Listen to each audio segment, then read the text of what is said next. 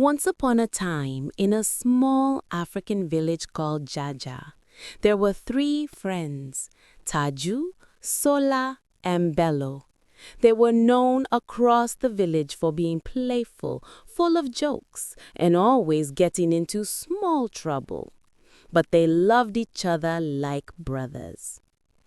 One hot afternoon, they sat under the big mango tree, sweating and hungry.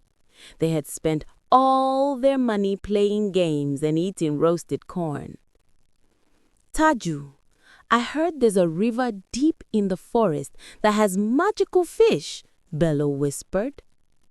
Sola's eyes grew wide. Magical fish? What do you mean? They say if you catch one and sell it in the city, you'll become very rich, Bello said, glancing around like someone who had just shared a big secret. But that's the forbidden river. Our parents warned us. They say spirits guard it. Those are just old people's stories. Spirits don't exist. It's just a river. The three sat in silence for a moment. Their stomachs rumbled. The sun was hot, and the thought of becoming rich made them forget their fears. Let's go there tomorrow, Sola said, breaking the silence. Are we really doing this? Taju asked.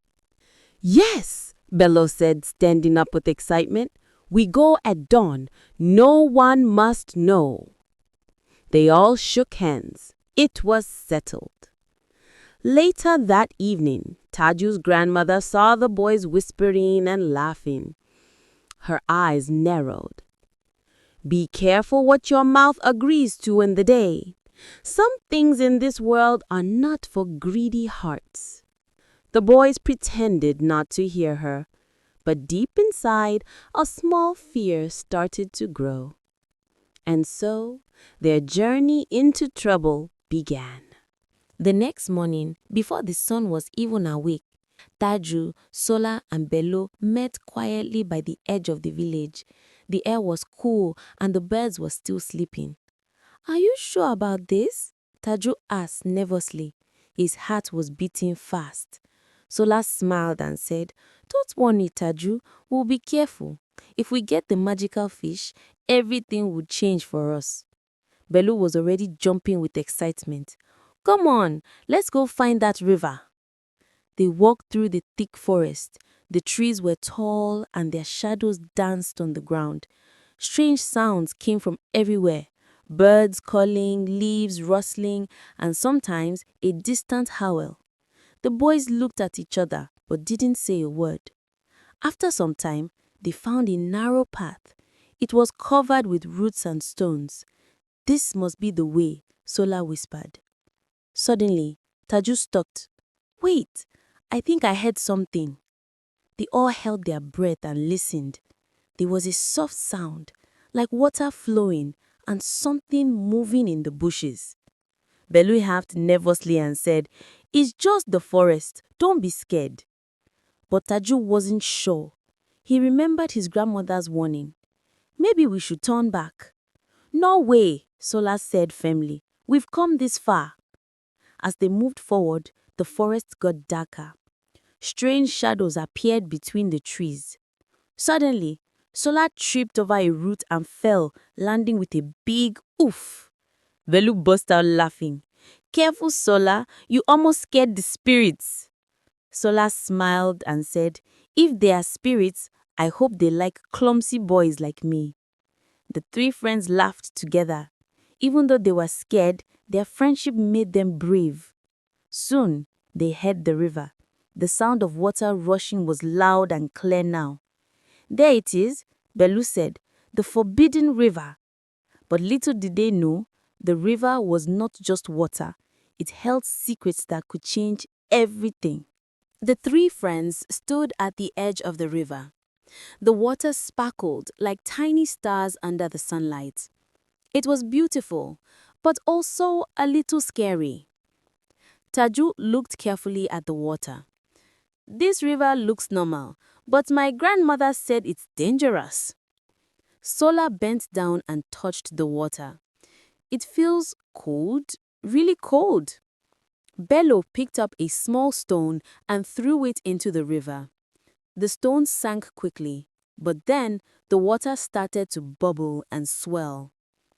Suddenly, a soft voice came from the river. "Who dares to come near the forbidden river?" The boys jumped back in surprise. They looked around but saw no one. Taju's voice shook as he asked, "Who's there?" The water began to glow. From the shining river, a figure slowly appeared, a beautiful water spirit with long blue hair and eyes like the sky. "I am Nia, the guardian of this river," the spirit said softly. "Many have tried to take from the river, but few are pure of heart." Sola stepped forward. "We didn't mean to take. We just want to help our village. We need the magical fish to save our families." Nia looked at them closely. "Your hearts seem true, but the river's magic is not easy to handle. You must prove your courage and kindness." Taju swallowed hard. "What do we need to do?" Nia smiled gently. "First, you must each answer one question honestly. If your answers come from your heart, I will show you the path to the magical fish." The boys nodded quickly, ready to do anything to save their village. Nia's eyes glowed brighter. "Taju, you go first." Taju took a deep breath and listened carefully as the water spirit asked a question that would change everything. Taju stood very still. His heart was beating fast. The river spirit, Naya, looked deep into his eyes and asked, "Taju, if you find the magical fish and there is only one, will you keep it for yourself or share it with your friends?" The river became quiet. Even the birds stopped singing. Taju looked down at his feet. He remembered the hunger in his mother's eyes and the tears on his little sister's face. He also remembered how Sola gave him food last week and how Bello helped fix his broken sandals. He looked up and said, "I will share it. I can't eat while my friends suffer. We started this together, we finish it together." The river spirit smiled. "Good," she said. "Your heart is honest." Suddenly, a small light floated from the water and landed on Taju's chest. It felt warm.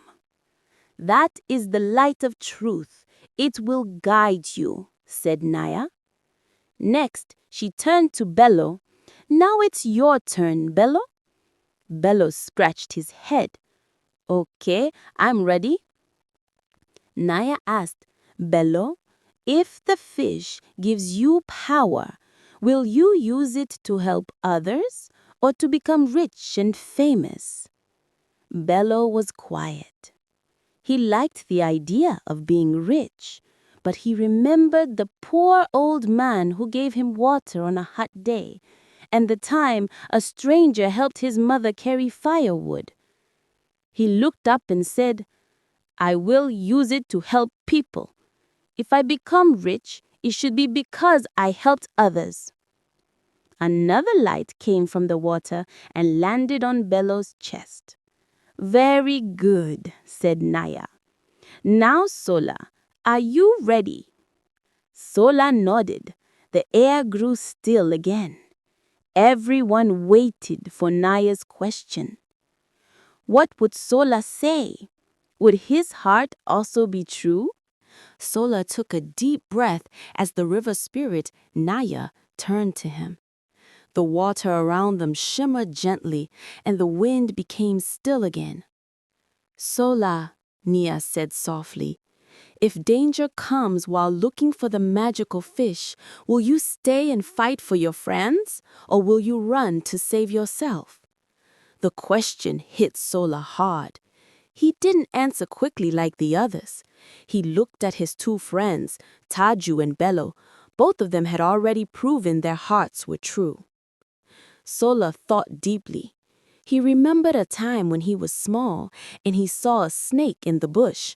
Instead of warning his cousin, he had run away.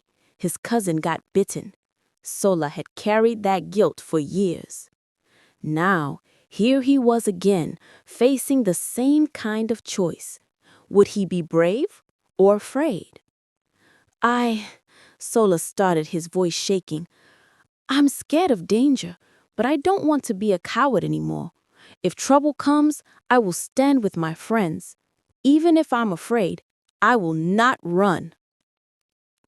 There was silence. Then slowly, a third light rose from the river and landed on Sola's chest. His eyes widened with surprise. You are brave, Naya said gently. Bravery is not the absence of fear. It is doing the right thing even when you are afraid. The boys looked at each other proud and happy. They had all passed the river's test. Suddenly, the river bubbled, and a small wooden boat floated toward them. On it was a glowing map. This map will guide you. But remember, kindness, honesty, and courage will matter more than strength on this journey. The boys stepped into the boat together, ready to face the unknown. But what dangers waited ahead? The boys followed the glowing map through a narrow forest path. The trees around them were tall and thick. Birds chirped, and strange animal sounds echoed in the distance. Bello walked in front, holding the map. Taju followed closely behind, while Sola looked around nervously. Suddenly, they reached a wide clearing with a huge tree in the center. The tree looked very old. Its bark was black, and its branches stretched out like arms. They were about to pass when the tree spoke. Yes, I can talk, the tree said in a deep voice. But I only speak to those with pure hearts. Why are you boys here? The boys looked at each other, shocked. We are on a journey, Bello said bravely. We are looking for the magical golden fish to save our village from hunger. The tree was quiet for a moment. Then it said, If you want to pass, one of you must answer my riddle. If you fail, I will turn you into leaves on my branches forever. Taji gulped. What's the riddle? He asked. The tree replied, I'm not alive, but I grow. I don't have lungs, but I need air. I don't have a mouth, but water kills me. What am I? The boys froze. Sola whispered, Let's think. Not alive, but grows. No lungs, but needs air. No mouth, but water kills me. Suddenly, Bello's eyes lit up. It's fire! He shouted, Fire! The tree was silent again. Then slowly, it laughed. Ha ha ha ha! Very good. You may pass. The tree opened a path in the thick forest, revealing a river made of silver water. Be careful, the tree warned. Not all who start a journey finish it. Stay united. The boys thanked the tree and continued walking. But they didn't know someone was following them quietly, hiding behind the trees. As the boys walked through the new path the talking tree had opened, they felt proud. Bello smiled. We're getting closer, he said. But what they didn't know was that someone was secretly following them. It was Budi, the greedy boy from their village who had overheard them talking about the golden fish. He wanted the treasure for himself. He had followed them all the way without making a sound. The boys reached the silver river. It was calm and shiny, like a mirror. The map glowed again and pointed across the river. The fish must be on the other side. Sola said, pointing. How do we cross? Taju asked. There's no boat. Just then, a turtle popped out of the river. It was huge, big enough to carry all three of them. Hello, said the turtle. I've been waiting for you. I will take you across, but only if you're honest. The boys nodded and climbed on the turtle's back. It swam slowly but safely across the river. Behind them, Budi stepped out of hiding. He was angry. I don't need a turtle. I'll swim across myself, he shouted. He jumped into the river, but the silver water turned dark. The river didn't like greed. It started to spin and twist. Budi screamed for help, but the boys were already far away. On the other side, the turtle dropped the boys and said, Only those with good hearts will find the golden fish. You are almost there. The boys looked ahead and saw a glowing cave, but they also heard a loud rumble from behind. The river had spit Budi out, but he wasn't the same. His eyes were red and he looked different. Let's hurry, Bello said. Something bad is coming.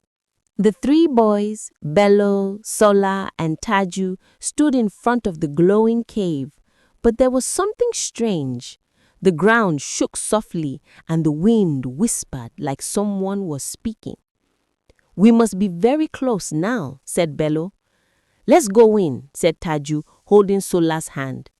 Suddenly, the cave door shut behind them. Did it just close by itself? Sola asked, looking scared. Yes, Bello said, but don't worry, we must keep going. As they walked deeper, they saw a big stone in the middle of the cave. On the stone were 3 mirrors. A soft voice echoed in the cave. Only those who know their true hearts can go further. Each boy stood in front of a mirror. The mirrors didn't show their faces. Instead, they showed their hearts. Sola's mirror showed a boy helping his mother, giving food to the hungry. Bello's mirror showed him stopping a fight in the village. Taju's mirror showed him sharing his last meal with a small boy. All the 3 mirrors glowed with light. You may pass, the voice said. But then, a loud growl shook the cave. Bode had entered behind them.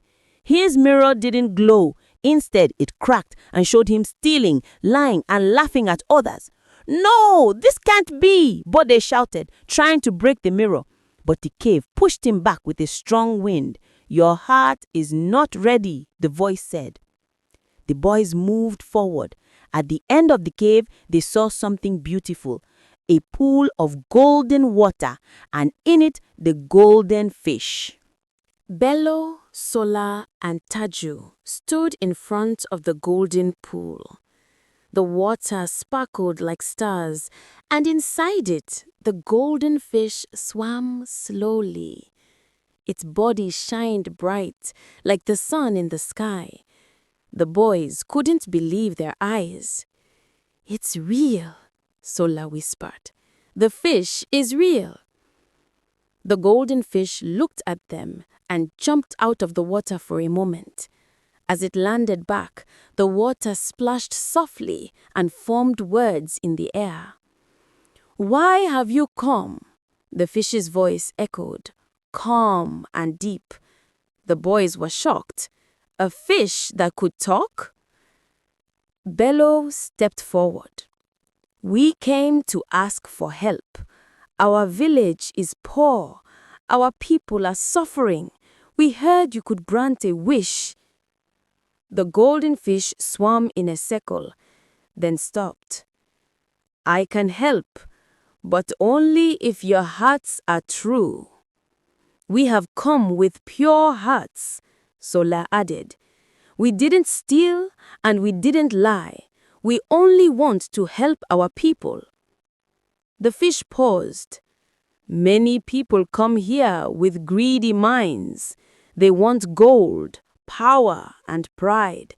But you came with love. The cave began to glow brighter. The pool turned deeper gold. Then, something magical happened. 3 golden stones floated from the water. Each stone had a word written on it: wisdom, kindness, and unity. "Take these back to your village," the fish said. "Place them in the center of your land. From them, blessings will flow. Your people will have food, peace, and joy. But remember, protect them with love." The boys took the stones with care, their eyes full of wonder and thanks. But just as they turned to leave, a loud voice shouted from behind, "Stop! Those stones belong to me!" It was Bode. His eyes were red with greed, and he had something dangerous in his hand. Bode stood at the entrance of the golden cave. His face was filled with anger, and his hand was a sharp stick he had picked on the way. Bello, Sola, and Taju turned around, shocked to see him. "Give me those stones," Bode shouted. "I heard everything. I followed you in secret. The golden fish should bless me, not you." "But Bode," Sola said calmly, "you didn't come with a good heart. You were only thinking about yourself." "I don't care," Bode screamed. "If I can get the stones, I will become the richest man in the village." Suddenly, the golden pole began to shake. The fish jumped out of the water and spoke in a louder voice. "Greed has no place here," it said. "If you forcefully take the blessings, everything will turn to dust." But Bode didn't listen. He ran forward to grab the stones. The moment his hand touched the stone of wisdom, it turned into sand. Then the stone of kindness and unity turned into dust too. "No!" Bode cried as the dust slipped through his fingers. The cave went dark. The water became still. The golden fish was gone. Taju held Bello's shoulder. "What do we do now?" Bello looked around, then said softly, "We may have lost the stones, but not the lesson." The boys returned to the village and told the elders everything. Though they had no magic stones, they shared what the fish taught them: wisdom, kindness, and unity. They helped their people work together, shared food, cleaned the village, and showed love.